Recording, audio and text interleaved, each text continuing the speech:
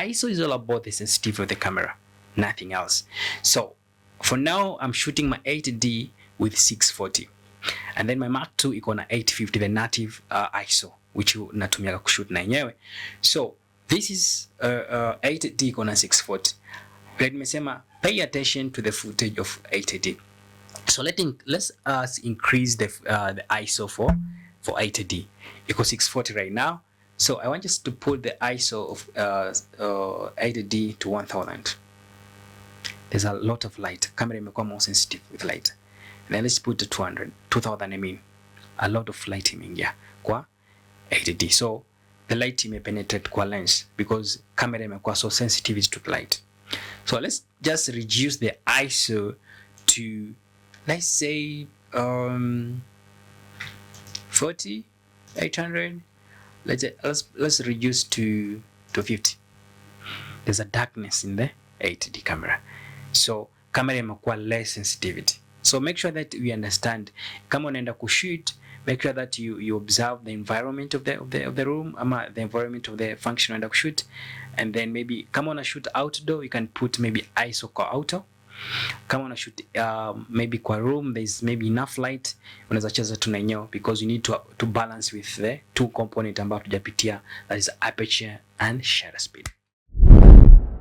Aperture is an iris of the camera, right? So with aperture, we measure the aperture with something called f-stop. So let's just go in practical here to learn how aperture affects the exposure triangle. So for now, I'm shooting my f-stop to 6.3. So let's just reduce this 6.3 to f4.0. There's a more light imeingia kwa camera. So the less the number, the bigger the aperture. The bigger the number, the less the smaller the aperture. Understand that. If my camera has a f-stop of 2.8 and it's just maybe a prime lens, we have two kind of lens. We have prime lens and then you have zoom lens, which is kit lens, like this one. This is zoom lens.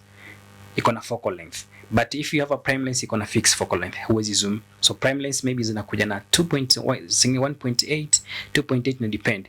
So 1.2 ama 2.8, it have a bigger aperture. So anytime you shoot your work, maybe photography, I mean, videography, make sure understand that if you have using a prime lens which is 1.2 ama 2.8, the light in a penetrate is more because the aperture is big, right? So let's increase the aperture. Pay attention to my 8D footage to maybe f10. My footage imekuwa dark. So let me say, the bigger the number, the smaller the aperture. So iko kwa f10, which my aperture is small.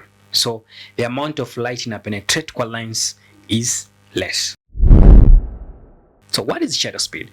So shutter speed is just layman language. Shutter speed is like a curtain of the window. When you unafungua, that's the curtain. That's the shutter speed, right?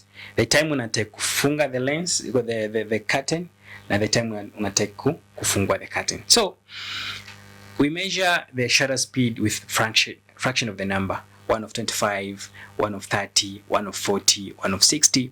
So if my shutter speed number is less, like assume here we're using a shutter speed of 125. Is a fraction, 1 of 25. So I'm telling the shutter speed, take time to close. So the less the number, the more time taken my shutter speed is to close, right?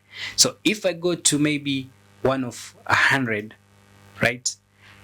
I'm telling my shutter speed, right? For now, just take less time to close. Just watch the 8D footage here. This is 140. There's a lot of time, a little more light in here, and then we have this is 1 of 125, right? Less light in a penetrate. So the higher the number of shutter speed, the less time taken shutter speed to close. the less the number of shutter speeds, the more time will take the shutter speed to close. Just understand that. So you just need to understand those three component: exposure, triangle, ISO, and shutter speed. For now here, my 8D footage is so dark. So I just want we together, we control these three component: exposure, triangle, shutter speed, ISO, and aperture. We see how can we get a good image and a good video. Yes. So let's put my f-stop to maybe 6.3. Yeah, inakuwa poa sahi. Let's just put my ISO, because iko 250 iko just less sensitive. I'll put my ISO to 640. Alivi kidogo iko sawa. Yeah, let's just play with my shutter speed kidogo, right? Let's put my shutter speed to one of because I'm shooting this video to 23 frames per second. So anytime you're shooting your video 23 frames per second, you double the number of shutter speed. So I can go to maybe 148 or 150. So let's just go here and put 150. And then I'll go to my shutter speed. Because of the window, there's just like more light in a come through this window. Let's just put my f-stop maybe 7.1. Yeah, and the other things, I'm shooting this video in C-Log, scene style, right? So just like a C-Log of 8D. So my image now iko sawa. So if I get this footage kwa post-production, itakuwa sawa. So make sure that before you start maybe shooting, make sure the shutter speed is okay, the aperture is okay, the ISO is okay, right? Maybe you're shooting the moving object like a car. Your shutter speed inafaa ku close faster because of the